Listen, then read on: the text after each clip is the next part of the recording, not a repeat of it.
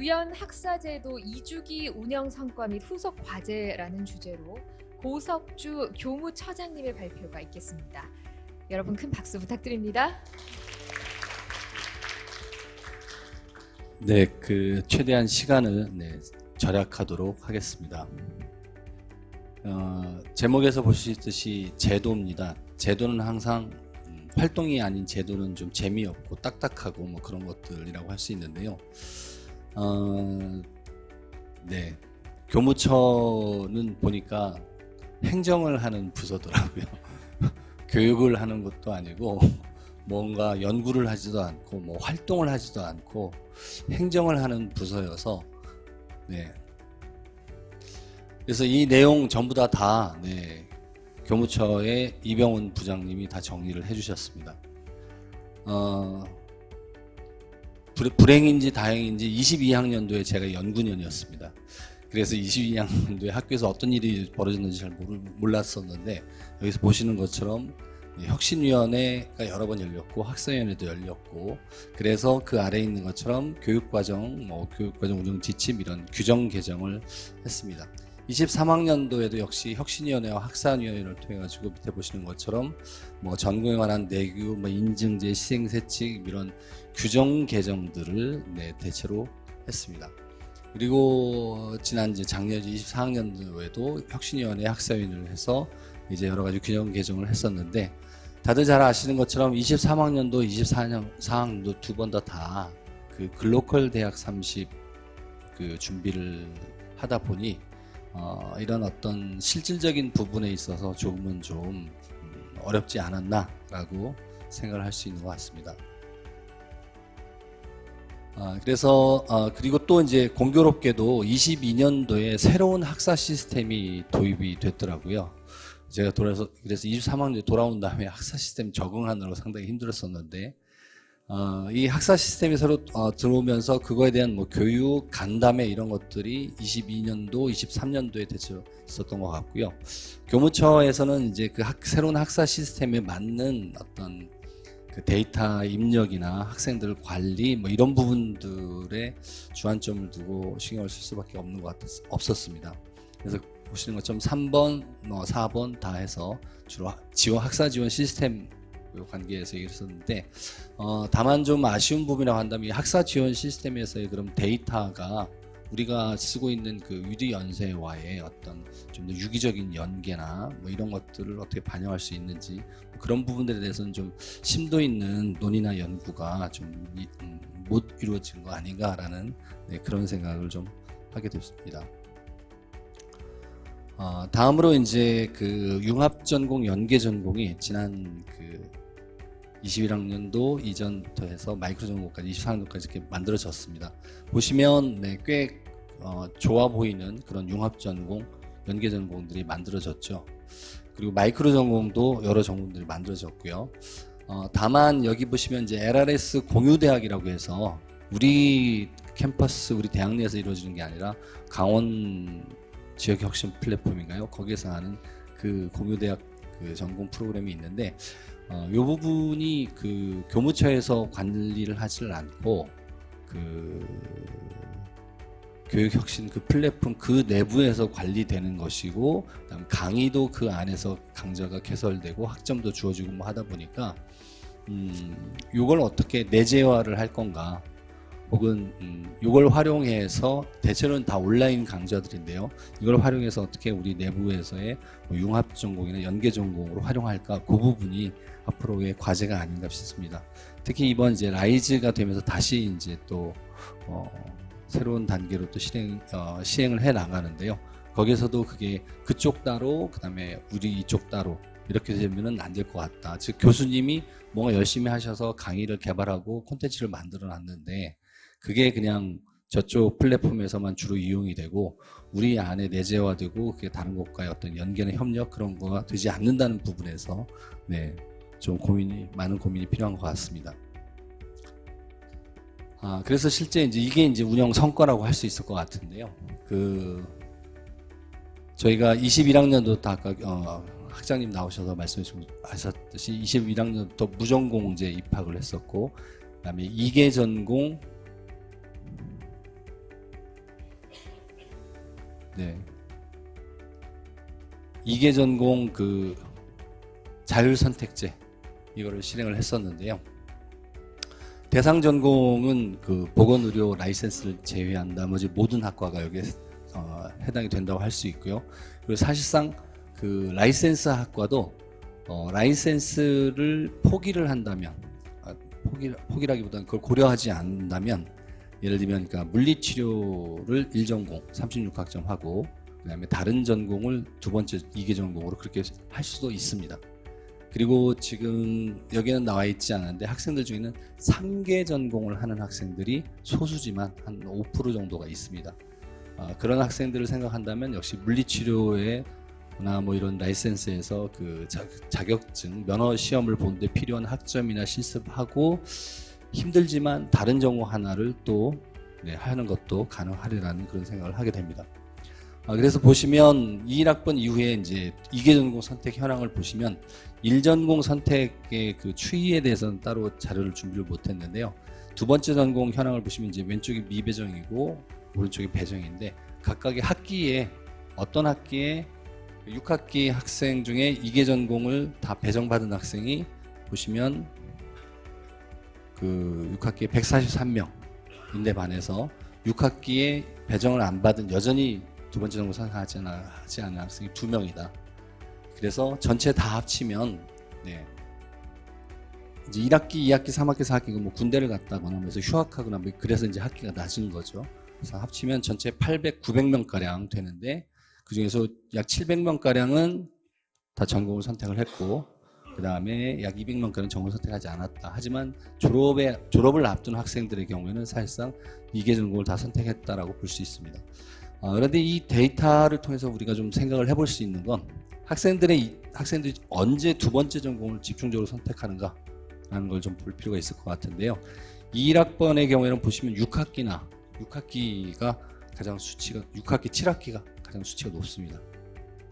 그렇다면 전공 박람회, 전공 탐색 뭐 이런 거가 제1전공만이 아니라 제2전공도 생각을 한다면 학생들이 선택하는 시기가 상당히 늦다. 물론 이거는 이제 그동안의 전공 탐색, 전공 설명회나 전공 탐색 박람회가 뭐랄까 그 계획했던 것보다는 소기의 성과를 달성하지 못했기 때문에 학생들이 방황하고 여러 가지 뭐 헤매고 뭐 하다가 마지막에 가서 선택했다라고 해석을 할 수도 있을 것 같고요.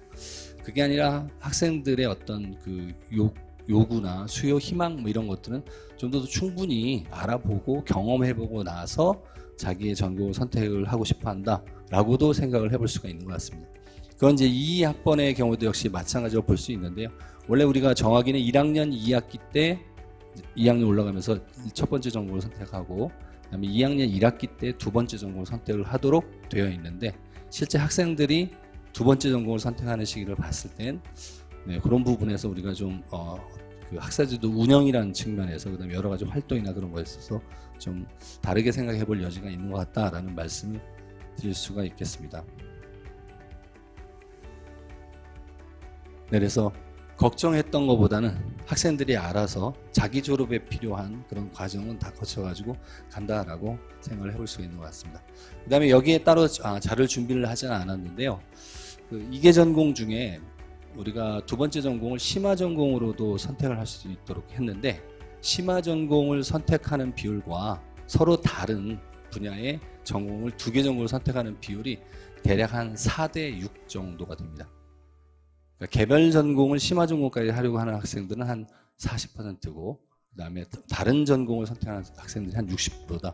다만 이제 생명과학기술학부하고 보건행정 쪽이 자기네 심화 전공을 선택하는 비율이 70%로 상당히 높습니다. 근데 이제 가장 학생 수가 많은 경영학 같은 경우에는 자기 전공 심화 전공 비율이 30%도 안 됩니다. 대단히 다양한 전공들을 시정을 하고 있고요. 그 다음에 그 각각의 개별 전공도 다 살펴보면 우리 미래 캠퍼스에서 이 전공을 하는 경우도 있지만 신촌 캠퍼스에 예를 들면 불어불문학, 뭐 중어중문학 이런 거를 이 전공을 선택하는 학생들도 많지는 않지 한 5% 내외 뭐 이 정도가 있습니다. 그래서 꽤 우리 학생들이 꽤 다양하게 자신의 어떤 전공을 선택을 하고 있다라는 걸 볼 수가 있을 것 같습니다. 그런데 이제 문제는 어떤 이런 정량적인 수치나 어떤 그 행정적인 어떤 이런 부분에서 그런데 이제 좀 생각을 해봐야 될 게 이제 아까 이제 그 제 두 번째 전공 선택 시기도 얘기를 했었지만은 도대체 이런 것에 대한 체계적인 정보 제공을 학생들에게 누가 하는가? 누가 그걸 관리하고 있는가? 교무처는 아닙니다. 이건 미용원에서 해야 될지, RC융합대학에서 해야 될지, 아니면은 미래인재개발에서 해야 될지. 초장님이 다 하시겠다고요? 이 학생들에는 학사지도 교수님이 1학년 때 하셔서 전공 선택이나 뭐 이런 거에 대한 지도 뭐 이런 걸 하시겠지만 아까 말씀드렸던 두 번째 전공에 대한 학사지도는 과연 이루어지고 있는지. 그 다음에 이제 그 계속 이제 뭐라고 할까 이제 제가 느끼는 이제 있으면서 보게 된 문제가 교양과 전공 교육과의 이 연계. 아까 이제 세종대학교 교수님 말씀하셨지만 학생이 설계한 것에 따라서 교양학점 동일하고 하는 교과목을 교양학점으로 인정받을 수도 있고 전공학점을 인정받을 수도 있다고 그랬는데 그런 것들에 대한 통합적인 어떤 관리, 제도적인 뒷받침 뭐 이런 부분들. 그다음에 이제 뭐 이미 이제 다 공감하시고 있죠. 환류가 우리가 일어나고 있나?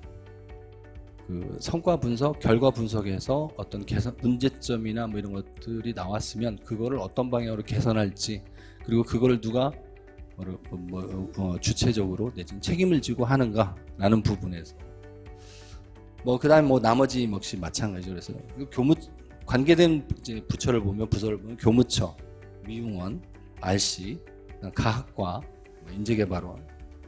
그래서 이제 제 3주기 혁신지원 사업도 그렇지만 우리가 이 유연학사 제도를 하기 위해서는 지금 내부적으로 계속 고민하고 있고 서로 의견 조율하고 거버넌스 문제도 얘기하고 있는데 아까 그 세종대학교 발표해 주신 교수님이 교육혁신처장이시잖아요. 그래서 혁신지원 사업은 다 교육혁신처에서라고 얘기를 하시더라고요. 그 혁신지원 사업단하고 이 교육혁신처가 아까 그 뭐 통합 뭐 이렇게 다시 재배치 했었다고 그랬는데 우리도 지금 그런 식의 어떤 전체를 통관해서 뭔가 관리하고 하는 그런 학사 조직이 필요하지 않은가. 그게 뭐 어디가 될지는 모르겠습니다만 그렇게 해야지 전체의 어떤 그 일정, 계획, 성과, 환류 이런 것들을 총괄적으로 하는 그런 게 있어야지만이 이게 제대로 실질적인 성과를 낼 수 있는 거 아닌가. 그리고 뭔가 문제가 생겼을 때 바로 개선한다거나 혹은 좀 더 유연하게 대처할 수 있는 게 아닌가라는 그런 생각을 하게 됩니다. 그래서 교무처는 어찌됐든 그렇게 되면 이런 여러 가지 것들을 제대로 하는 데 있어서 적극적으로 지원을 하겠다. 그다음에 이제 또 이런 생각을 하는 것에 또 중요한 부분 중 하나가 아까 앞에서 보셨던 제가 이걸 잘 다루질 못해서 그런데 앞에서 보셨던 융합전공, 연계전공을 10몇 개, 마이크로 전공 몇 개를 해놨는데 실제 그거를 이수하는 학생 수가 그렇게 많지가 않아요. 근데 이 학생 수가 많지 않은 것도 많지 않은 거지만 그 융합전공이나 연계전공, 마이크로 전공을 누가 관리하는가? 지금 현재는 그 지도교수, 전공 책임 교수님 한 분이 관리하시는 뭐 이런 형식으로 돼 있는 것 같아요. 근데 그건 이제 교과목의 뭐 개설이나 뭐 운영과 관련된 여러 가지 행정적 그런 것도 있겠지만 그럼 학생 지도는 그분이 다 하실 수 있는 것인지. 그래서 그런 부분들을 좀 다 고려한 학사 조직이 단위가 만들어지는 게 필요하지 않은가라는 것이 저희 교무처에서 유연학사 제도를 운영한 뭐 성과나 뭐 여러 가지 그런 것도 봤을 때 내린 결론이라고 할 수가 있겠습니다. 이상 발표 마치겠습니다. 감사합니다. 석주 처장님께서 유연학사제도의 성과와 향후 과제들에 대해서 말씀을 해주셨습니다. 개별적인 데이터들도 체계적으로 소개를 해주셨고요. 앞으로는 이런 수치들을 넘어서 실질적인 성과를 도출하기 위해서 어떤 노력과 관리들이 필요한지 조직에게 필요한 화두를 던져주셨습니다. 다시 한번 큰 박수를 부탁드립니다.